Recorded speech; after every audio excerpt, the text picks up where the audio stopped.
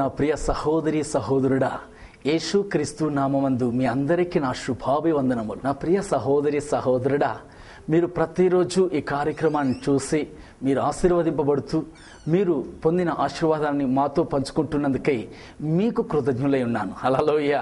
నా ప్రియ సహోదరి సహోదరుడా, ఈరోజు కూడా ప్రభు మనతో ఒక విశేషమైన వాక్యము చేత మనతో మాట్లాడబోతున్నాడు. ఆమేన్ చెప్పండి. హల్లెలూయా. నా ప్రియ సహోదరి సహోదరుడా, ఈరోజు కూడా మన ఒక వాక్యాన్ని మనం ధ్యానించబోతున్నాం. దయచేసి గమనించండి. సంఖ్యాకాండము 11వ అధ్యాయం మందు 23వ వాక్యాన్ని మనం గమనించబోతున్నాం. దయచేసి బైబిల్ గ్రంథం తెరిచిన వారు దయచేసి చదవండి. వాక్యం ఈ విధంగా చెప్పబడుతుంది. అందుకు యెహోవా మోషేతో ఇట్లా, నేను యెహోవా బాహుబలము తక్కువైనదా? నా మాట నీ ఎడల నెరవేరునో లేదో ఇప్పుడు చూచెదవు. హల్లెలూయా. ఇక్కడ మనము గమనిస్తూ ఉన్నాము, ఒక అద్భుతమైన మాటను ఇక్కడ సర్వశక్తుడైన దేవుడు చెబుతున్నదే మనం చూస్తున్నాం. ఏంట అద్భుతమైన మాట? వాక్యం తేటగా చెప్పబడుతుంది. యెహోవా యొక్క బాహుబలం తక్కువైనదనుకుంటున్నావా అని చెప్పి దేవుడు మోషేను చూసి ప్రశ్నిస్తున్నది మనం చూస్తూ ఉన్నాం. ఏంటి? సాధారణమైన ఒక మనిషిని చూసి ఆకాశాన్ని భూమిని సృష్టించిన దేవుడు ఒక ప్రశ్నను వేస్తూ ఉన్నాడు. ఆ ప్రశ్న ఏంటి? యెహోవా యొక్క బాహుబలం తక్కువైనది అనుకుంటున్నావా మోషే అంటున్నాడు. నా ప్రియ సహోదరి సహోదరుడా, ఆయన బాహుబలం తక్కువ కాలేదు. ఆమేన్ చెప్పండి. హల్లెలూయా. ఈ యొక్క వాక్యాన్ని, ఈ యొక్క ప్రశ్నను మోషేతో ఎందుకు దేవుడు మాట్లాడాడు, మోషేతో దేవుడి ప్రశ్నను ఎందుకు వేశాడు అన్న దాన్ని గురించి ఈరోజు మనం ధ్యానించబోతున్నాం. దయచేసి గమనించండి నా ప్రియ సహోదరి సహోదరుడా. ఇక్కడ గమనించినట్లయితే ఇశ్రాయేలు ప్రజలు బానిస బ్రతుకుతూ 430 సంవత్సరాలు వేదనకరమైన జీవితాన్ని జీవిస్తూ వచ్చారు. వారిని నా దేవుడు వారి బాధలను చూసి, వారి కన్నీటిని చూసి, వారి బానిస బ్రతుకులో నుంచి వారిని విడిపించాలని మోషే అనే సేవకుడిని పంపి వారిని విడుదల చేసుకొని వచ్చాడు. వారిని విడుదల చేసి వచ్చే సమయంలో ఎర్ర సముద్రం లాంటి భయంకరమైన కార్యం ఎదురైనప్పుడు దాన్ని కూడా, ఎర్ర సముద్రాన్ని కూడా రెండుగా చీల్చి తద్వారా ఆ యొక్క ఎర్ర సముద్రపు మార్గములో దేవుడు వారిని నడిపించింది మనం చూస్తూ ఉన్నాం. అంతేకాదండి, ప్రజలకు ఏ యొక్క హాని కలగకుండానట్లు పగటి వేళ మేఘస్తంభముగా, రాత్రి వేళ అగ్నిస్తంభముగా దేవుడు వారికి కాపుదలను అనుగ్రహించారు. వారు నీరు కావాలంటే చేదైన నీరును మార్చి మధురమైన నీరుగా వారికి అనుగ్రహించాడు. వారి యొక్క ప్రతి అంశాన్ని, ప్రతి అడుగును దేవుడు ఒక కన్న తండ్రిగా ఇశ్రాయేలు ప్రజలు తన ప్రజలు అని భావించి తన యొక్క ప్రజలకు కావలసిన ప్రతి అంశాన్ని, ప్రతి కార్యాన్ని వారికి అనుగ్రహిస్తూ వచ్చాడు. వారు ఆకలి కొనకూడదని చెప్పి ప్రతిరోజు పరలోకపు మన్నాను వారికి అనుగ్రహించి ప్రతిరోజు 3 పూటల ఫ్రీగా భోజనాన్ని అనుగ్రహిస్తూ వచ్చాడు. ఆ భోజనం ఎక్కడి నుంచి వస్తుంది? పరలోకము నుంచి వస్తున్న మన్నా. ఆ పరలోకపు మన్నానే వారికి అనుగ్రహించి ప్రజలను పోషించాడు. బాగా గమనించండి. ఇశ్రాయేలు ప్రజలను దేవుడు వారి కన్నీటిని చూసి వారిని బానిస బ్రతుకు నుంచి మార్చడానికి వారిని ఐగుప్తు దేశం నుంచి విడిపించాడు. ఎర్ర సముద్రం లాంటి కార్యాల నుంచి విడుదల చేశాడు. వారికి భద్రత, కాపుదల అనుగ్రహించాడు. వారి ఆకలి కొనకూడదని పరలోకం నుంచి మన్నాను అనుగ్రహించాడు. అంతేకాదండి, నా బైబిల్ గ్రంథమందు తేటగా వాక్యం చెప్పబడుతుంది. వారి యొక్క వస్త్రం కూడా పాత కలిగలేదంట. అంత క్షేమముగా దేవుడు వారిని నడిపించాడు. ఇంకొక వాక్యం చెప్పబడుతుంది, ఇశ్రాయేలు ప్రజల యొక్క పాదరక్షలు అరిగిపోలేదంట. అంతగా దేవుడు వారిని నడిపించాడండి. ఇంతగా నడిపిస్తూ వారిని క్షేమంగా తీసుకుని వస్తున్న సమయంలో ఇశ్రాయేలు ప్రజలైన ఈ ప్రజలు 6 లక్షల మంది అండి. మొత్తం ఈ 6 లక్షల మందికి ఒక ఆశ కలిగింది. ఏంటో తెలుసా? ఐగుప్తు దేశంలో ఉన్నప్పుడు మాకు చేపలు దొరికాయి, ఐగుప్తు దేశంలో ఉన్నప్పుడు మాకు మాంసం అంతా దొరికింది. ఇప్పుడేమంటే మోషే, నీవు మమ్మల్ని కానాను దేశానికి తీసుకువెళ్తున్నానని చెప్పి తీసుకుపోతున్నావు, కానీ ప్రతిరోజు మేము తినడానికి ప్రతిరోజు పరలోకపు ఆహారమని పరలోకపు మన్నానిస్తూ ఉన్నావే. ఈ గురుగుల లాంటి యొక్క ఆహారాన్ని తింటూ మేము ఎంతకాలం జీవించాలి? ఎంతకాలం ఈ సవ్వగా ఉండే ఈ యొక్క ఆహారాన్ని తినగాలి? నా ప్రియ సహోదరి సహోదరుడా, బాగా గమనించండి. ఆలోచన చేస్తే నాకే నవ్వు వస్తుందండి. కారణం, ఇశ్రాయేలు ప్రజల యొక్క మూర్ఖపు ఆలోచనలు చూడండి. వాళ్ళు బానిస బ్రతుకు ఎంత వేదన పడ్డారు, వారి కష్టం ఏంటి, వారి నష్టాలు జీవితాలేంటి, ఆ జీవితంలో బానిసలుగా ఉన్న వారి బ్రతుకేంటి, వారు ఎంతగా హింసింపబడ్డారు, ఎంతగా వేదన చెందారు, ఎంతటి పరిస్థితుల్లో వారు ఉన్నారు అన్నది మర్చిపోయారు. వాటిలో నుంచి విడిపించాడు చూడండి నా దేవుడు. ఆ దేవుణ్ణి మర్చిపోయి దేవుడిచ్చే ఆహారాన్ని, దేవుడిచ్చే కాపుదలను వద్దనుకుంటూ వాళ్ళు అంటూ ఉన్నారు, ఆ పరలోకపు ఆహారాన్ని మన్నానే మేము ఎన్ని రోజులు తినాలి? ప్రతిరోజు ఇదే కదా తింటూ ఉన్నాం. మాకు ఇప్పుడు రుచికరమైన ఆహారం కావాలి, మాకు చేపలు కావాలి, మా నాలుక ఉరవరలాడుతూ ఉంది, మా నాలుక రుచికరమైన ఆహారాన్ని కోరుకుంటుంది, కాబట్టి మాకు మాంసం కావాలి అని చెప్పి మోషే దగ్గర అడుగుతూ ఉన్నారు. అంతేకాదండి, బైబిల్ గ్రంథం చెప్పబడుతూ ఉంది, మోషే దగ్గర ఏడుస్తున్నారంట ప్రజలు. ఎంత విచిత్రమో చూడండి. ప్రజలు లాంటి, ఇశ్రాయేలు ప్రజలు లాంటి ఒక భయంకరమైన మూర్ఖపు ఆలోచనలు ఎవరికైనా ఉంటాయా? అంత బానిస బ్రతుకులో నుంచి, కష్టంలో నుంచి విడుదల చేసిన దేవుణ్ణి మరిచిపోయి, దేవుడిచ్చే ఆరోగ్యాన్ని, దేవుడిచ్చే ఆహారాన్ని వద్దనుకొని, దేవుడిచ్చే కాపదల వద్దనుకొని వారికి వారే రుచికరమైన ఆహారం కోసం మోషే దగ్గర అడుగుతున్నారు. మోషే, మాకు రుచికరమైన ఆహారం కావాలి, మాంసం కావాలి, చేపలు కావాలి. అక్కడ ఉన్నప్పుడు మాకు దొరికేవి, ఇక్కడ నువ్వు మాకేది ఇచ్చేది లేదు, మాకు కావాలి. మోషే దగ్గర ఏడుస్తూ ఉన్నారు. మోషే హృదయం బద్దలైపోయిందండి. కారణం, ఉన్న ప్రజలు 6 లక్షల మందికి చేపలు తెచ్చిపెట్టాలంటే మోషే ఎక్కడికి వెళ్ళాలి? సముద్రం అంతటిలో ఉన్న చేపలన్నీ తీసుకొని వచ్చినా ఈ 6 లక్షల మందికి చేపలు చాలవే. భూలోకంలో ఉన్న జంతువులన్నిటిని తీసి వారికి ఆహారంగా పెట్టినా వారికి మాంసాన్ని మనం ఇవ్వలేమే.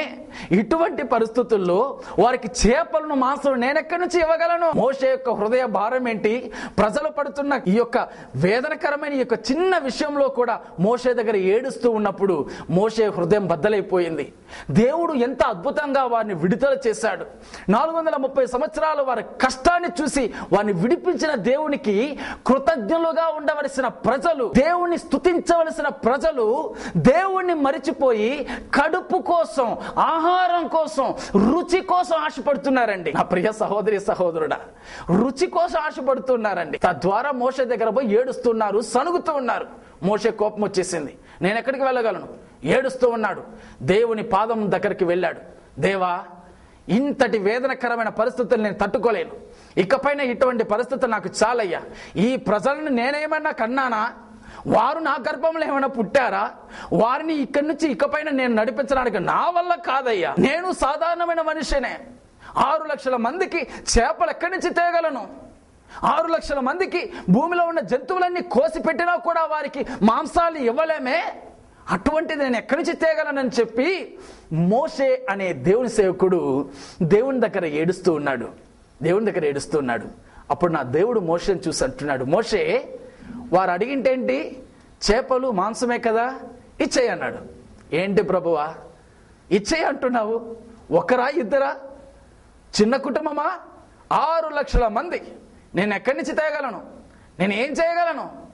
నా బాధ నేను భరిస్తూ నీ దగ్గరకు వస్తే, నీ దగ్గరకు వచ్చే నా భారాన్ని నీ దగ్గర చెప్తే నువ్వు నన్ను ఆదరిస్తావు, నాకు సహాయం చేస్తావు అనుకుంటే ఇప్పుడేమంటే ఇచ్చేయమంటున్నావు, నేను ఎక్కడి నుంచి తేగలను? నా దేవుడు అంటున్నాడు, మోషే, మర్చిపోయావా? ఐగుప్తు దేశంలో నేను చేసిన అద్భుత కార్యాలు మర్చిపోయావా? అక్కడ చేసిన నా బాహుబలం యొక్క క్రియలు మర్చిపోయావా మోషే? ప్రజలు అడుగుతున్నారు, 6 లక్షల మంది ప్రజలు అడుగుతున్నారు, చేపలు, మాంసం అడుగుతున్నారు. నిజమే, వారు అడిగింది చెయ్యి, నేను వారికి అనుగ్రహిస్తాను. మోషే అంటున్నాడు, ఇది ఎట్లా సాధ్యమవుతుంది? ఉన్నది 6 లక్షల మంది ప్రజలు, వారందరికీ ఆహారం పెట్టాలంటే కుదరదు, ఇది సాధ్యం కాని ఒక పని. ప్రభువా, ఇది ఎట్లా సాధ్యమవుతుంది అంటున్నాడు.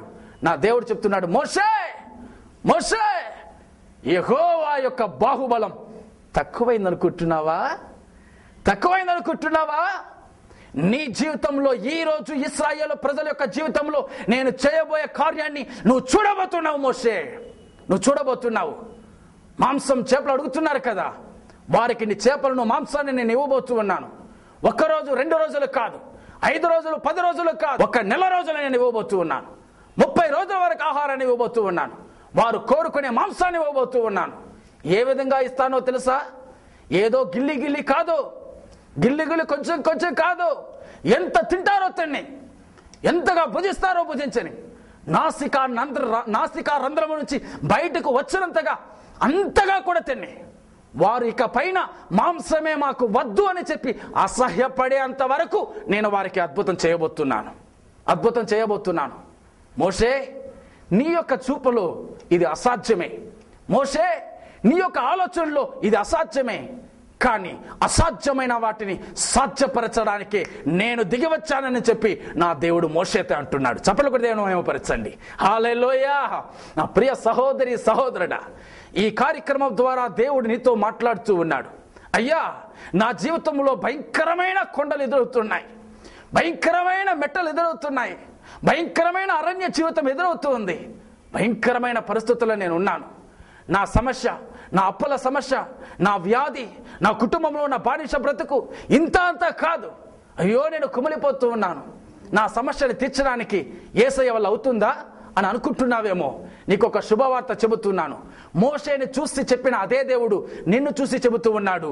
యెహోవా యొక్క బాహుబలం తక్కువ కాలేదు. యెహోవా యొక్క బాహుబలం తక్కువ కాలేదు. ఈ రోజు నా యేసయ్య యొక్క బాహుబలం ఈ రోజు దిగిరాబోతూ ఉంది. నీవు ఏదైతే కోరుకుంటున్నావో నా దేవునికి ఇవ్వబోతూ ఉన్నాడు. నీవు ఏదైతే ఆశపడుతున్నావో నా దేవునికి ఇవ్వబోతూ ఉన్నాడు. ఏ కార్యము నిమిత్తం ఈ కార్యక్రమాన్ని ఆశతో నువ్వు చూస్తూ ఉన్నావో ఆ కార్యంలో నా దేవుడి యొక్క బాహుబలం నీకు ఒక అద్భుతం చేయబోతుంది. ఆమేన్, హల్లెలూయా. దేవుని యొక్క బాహుబలం ఈ కార్యక్రమం ద్వారా దిగి రాబోతూ ఉంది. నీ జీవితంలో ఒక అద్భుతం జరగబోతుంది. ఒకవేళ నీ చూపులో నీ అప్పుల సమస్య చాలా పెద్దదిగా ఉండవచ్చు. ఒకవేళ నీకున్న వ్యాధి నీ చూపులో భయంకరంగా ఉండవచ్చు. ఒకవేళ డాక్టర్స్ చెబుతూ ఉండవచ్చు ఈ వ్యాధికి మందులే లేదని. ఒకవేళ డాక్టర్స్ చెబుతూ ఉండవచ్చు ఇకపైన నీవు బ్రతకవని, ఇకపైన నీ అప్పుల సమస్య తీరదని చెప్పి నువ్వు అనుకుంటూ ఉండవచ్చు. ఇకపైన నీ కుటుంబంలో ఒక మార్పు రాదని చెప్పి నీ ఇరుగు పొరుగు వాళ్ళు చెప్పవచ్చు. వాళ్ళ మాటలు వీళ్ళ మాటలు కాదండి. నా దేవుని యొక్క మాట సత్యమైన మాట. ఈ రోజు నీతో కూడా నా దేవుడు మాట్లాడుతూ ఉన్నాడు. నీవు ఈ రోజు నమ్మినట్లయితే దేవుని యొక్క బాహుబలం నీపై దిగిరాబోతూ ఉంది, నీ కుటుంబంపై దిగిరాబోతూ ఉంది. ఆయన బాహుబలం నీకు ఒక అద్భుతాన్ని చేయబోతుంది. ఆమేన్, హల్లెలూయా. నా ప్రియ సహోదరి సహోదరుడు, దేవుని యొక్క బాహుబలం అద్భుత కార్యంగా ఇశ్రాయేలు ప్రజల దగ్గరకు వచ్చింది. అద్భుతం జరిగింది. అదే రీతిగా ప్రజలందరికీ తృప్తికరమైన ఆహారాన్ని దేవుడు అనుగ్రహించాడు. నా ప్రియ సహోదరి సహోదరుడా, అదే దేవుడు నీ జీవితంలో కూడా ఒక అద్భుతాన్ని చేయడానికి ఈ కార్యక్రమం ద్వారా నా దేవుడు నీతో మాట్లాడుతూ ఉన్నాడు. విశేషముగా దేవుని బాహుబలమును గురించి ఈరోజు మనం ధ్యానించబోతూ ఉన్నాం. నా ప్రియ సహోదరి సహోదరుడా, దేవుని యొక్క బాహుబలం ఎంత గొప్పది, ఆయన బాహుబలం ఎటువంటిది అన్నది మనం ధ్యానించబోతున్నాం. నా ప్రియ సహోదరి సహోదరుడా, నిర్గమకాండ 13వ అధ్యాయమందు 3వ వాక్యాన్ని మీ కొరకై నేను చదవబోతున్నాను. దయచేసి గమనించండి. మీరు దాస్య గృహమైన ఐగుప్తు నుండి బయలుదేరి వచ్చిన దినమును జ్ఞాపకం చేసుకుని యెహోవా తన బాహుబలము చేత దానిలో నుండి మిమ్మల్ని బయటకు రప్పించెను అని చెప్పి మనం వాక్యంలో మనం చూస్తున్నాం. నా ప్రియ సహోదరి సహోదరుడా, ఈరోజు మనం ధ్యానించబోతున్న ప్రాముఖ్యమైన అంశం యెహోవా యొక్క బాహుబలం. యెహోవా యొక్క బాహుబలం, ఆయన బాహుబలం ఎటువంటిదో మనం ధ్యానించబోతున్నాం. దయచేసి గమనించండి. వాక్యంలో మనం చూసాము యెహోవా బాహుబలం ఎటువంటిదట. ఆయన మనను దాస్యపు గృహములో నుండి రప్పించింది అని మనం చూస్తూ ఉన్నాం. ఇశ్రాయేలు ప్రజలను గురించి దేవుడు తేటగా చెబుతూ ఉన్నాడు. దాస్యపు గృహమైన బానిస బ్రతుకులో నుంచి మిమ్మల్ని విడిపించిన యెహోవా బాహుబలం అని వాక్యంలో మనం చూస్తూ ఉన్నాం. ఈ అంశాన్ని బట్టి మీలో కొన్ని కార్యాలు క్లుప్తంగా మీతో చెప్పి మీకోసం ప్రార్థించాలని ఆశపడుతూ ఉన్నాను. నా ప్రియ సహోదరి సహోదరుడా, ఇశ్రాయేలు ప్రజలు 430 సంవత్సరములు ఐగుప్తు దేశమందు బానిస బ్రతుకు బ్రతికారండి. భయంకరమైన వేదనలు, భయంకరమైన కష్టం, అయ్యో చేదైన అనుభవాలు, అయ్యో సరైన సమయంలో ఆహారం ఉండదు, కష్టం పడినంత కష్టార్జితం వారికి దొరకదు. రాత్రి మవలని చెప్పి ఎప్పుడు చూసినా కష్టం, ఎప్పుడు చూసినా వేదన, ఎప్పుడు చూసినా శరీరం వణికిపోయారు, భయం చేత వణికిపోయారు. ఫరో యొక్క చేతిలో బానిసలుగా ఉండి వారి జీవితంలో బానిస బ్రతుకు బ్రతికారు. ప్రజలంతా కన్నీరు విడిచారు. మా బానిస బ్రతుకు నుంచి మాకు విడుదల చేసేది ఎవరు? మా కన్నీటి నుంచి మాకు విడుదల చేసేది ఎవరు?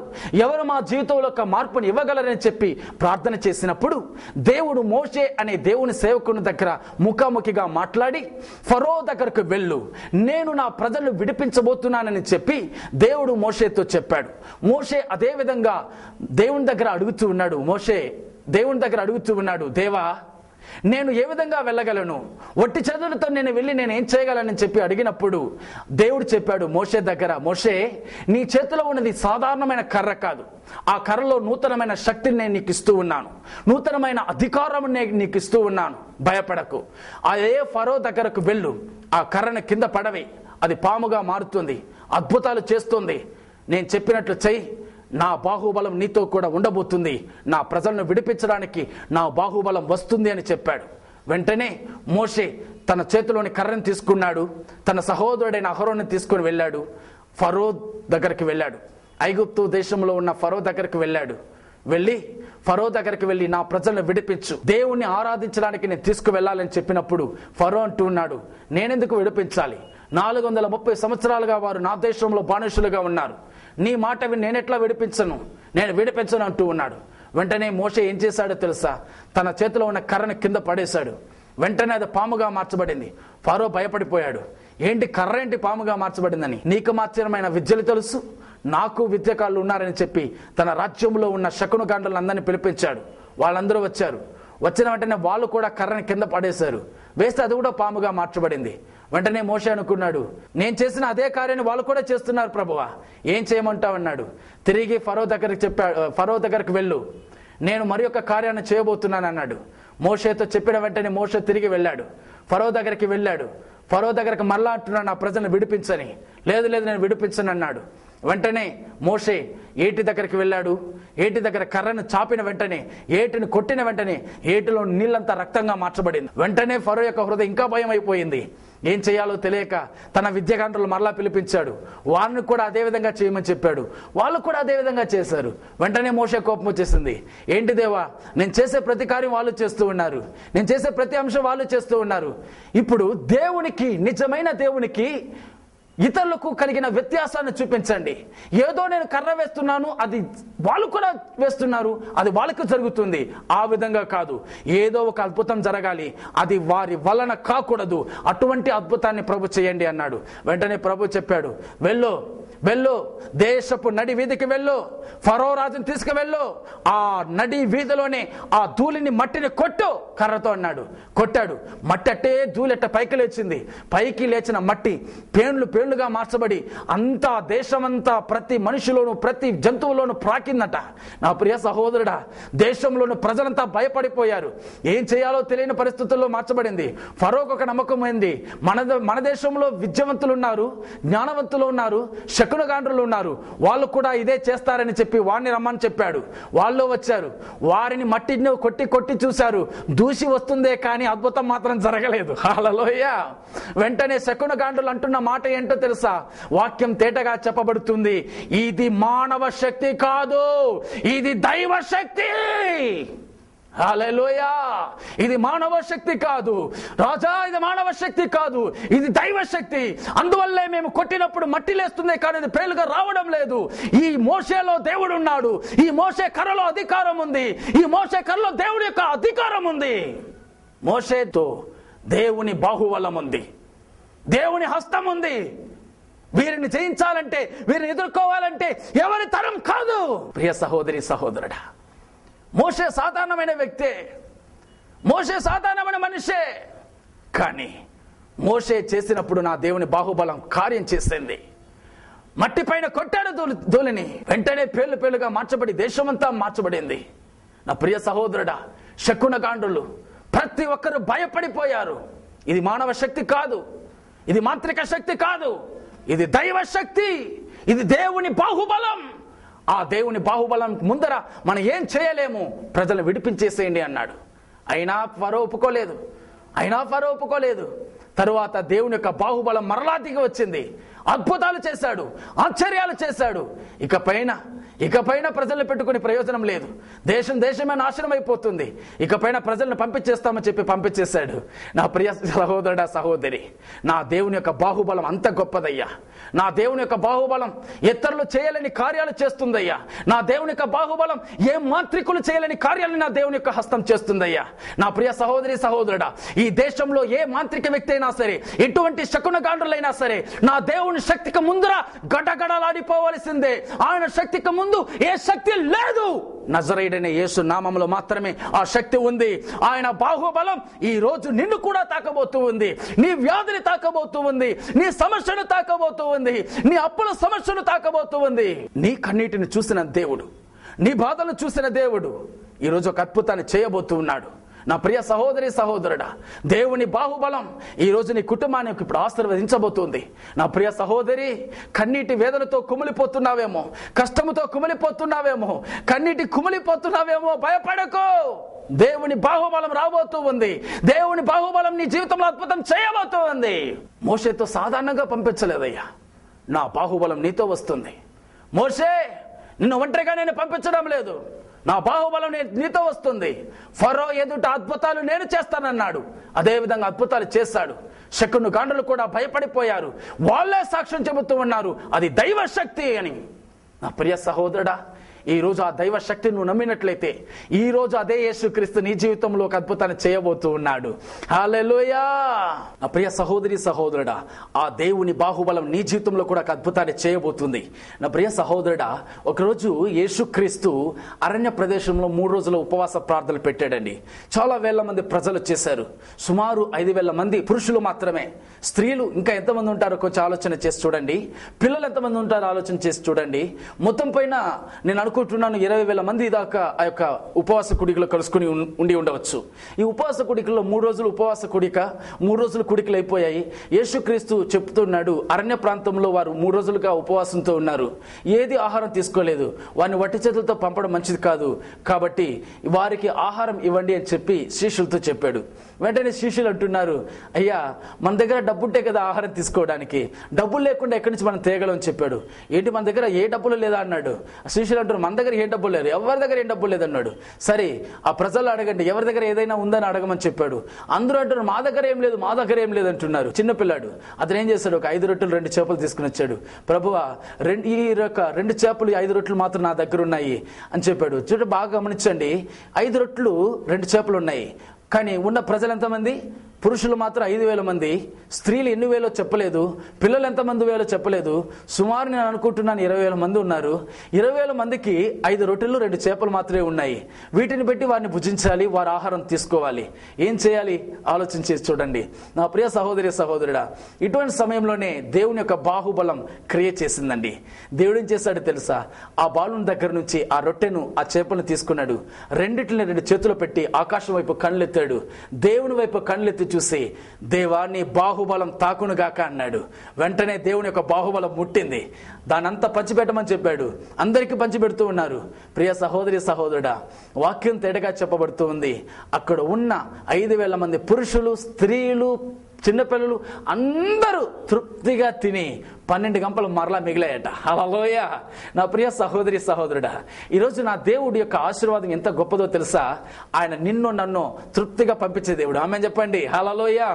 ఏదో గిల్లి గిల్లి ఇచ్చే దేవుడు కాదయ్యా నా దేవుడు, కొండంతగా నిన్ను ఆశీర్వదించే దేవుడయ్యా నా దేవుడు. నిన్ను ఆకలిగా పస్తుతో ఉండిచ్చే దేవుడు కాదయ్యా నా దేవుడు, నిన్ను తృప్తిగా ఉండిచ్చే దేవుడయ్యా నా దేవుడు. ఆయన బాహుబలం ఎంత గొప్పదో తెలుసా? నీ జీవితాన్నే మార్చగలిగేది. ఆమేన్ చెప్పండి. హల్లెలూయా. నా ప్రియ సహోదరుడా, ఈ కార్యాన్ని ఆలోచన చేసేటప్పుడు నాకు ఒక చిన్న అంశం ఒకటి గుర్తొస్తుంది. ఈ యొక్క 2 చేపలు 5 రొట్టెలు ఇంతమందికి పంచిపెట్టడానికి కారణం ఏంటో తెలుసా? కారణం ఏంటో తెలుసా? ఆ చిన్న పిల్లవాడి యొక్క త్యాగం. ఆ చిన్న పిల్లవాడు అనుకుని ఉన్నట్లయితే, ఈ రొట్టె చేప నేను నా కుటుంబం మాత్రం తింటే చాలు అనుకుని ఉన్నట్లయితే అది ఎవరికీ ఉపయోగపడి ఉండదు, అందరూ పస్తుతో ఉండవలసి వచ్చి ఉండేది. కానీ ఆ చిన్న పిల్లవాడు చేసిన ఒక అద్భుత కార్యం ఏంటో తెలుసా? నా దగ్గర ఉన్నది 5 రొట్టెలు 2 చేపలు మాత్రమే. ఇది యేసయ్య చేతికి వెళ్ళినట్లయితే అది వేల మందికి ప్రయోజనకరంగా మార్చబడుతుంది. కారణం, ఆయన బాహుబలం కలిగిన దేవుడు, ఆయన ఆశీర్వదించే దేవుడు, ఆయన కొద్దిని కూడా గొప్పగా ఆశీర్వదించే దేవుడు. కాబట్టి నా దగ్గర ఉన్న ఈ 5 రొట్టెలు 2 చేపల్ని నా దేవుని దగ్గరికి ఇస్తాను, నా ప్రజలందరికీ ఆశీర్వాదకరంగా మార్చబడుతుందని ఒక గట్టి నమ్మకంతో ఆ చిన్నపిల్లవాడు తన దగ్గర ఉన్న ఆ రొట్టెను చేపలను యేసయ్య చేతిలో పెట్టాడు. నా ప్రియ సహోదరి, వాక్యం తేటగా చెప్పబడుతూ ఉంది. యేసయ్య ఆ రొట్టెను చేపను గట్టిగా పట్టాడట. హల్లెలూయ. యేసయ్య చేతిలో ఏదైనా పడిందంటే, యేసయ్య ఏదైనా పట్టాడంటే అది భయంకరమైన ఆశీర్వాదం చేత నింపబడుతుంది. ఆమెన్ చెప్పండి. హల్లెలూయ.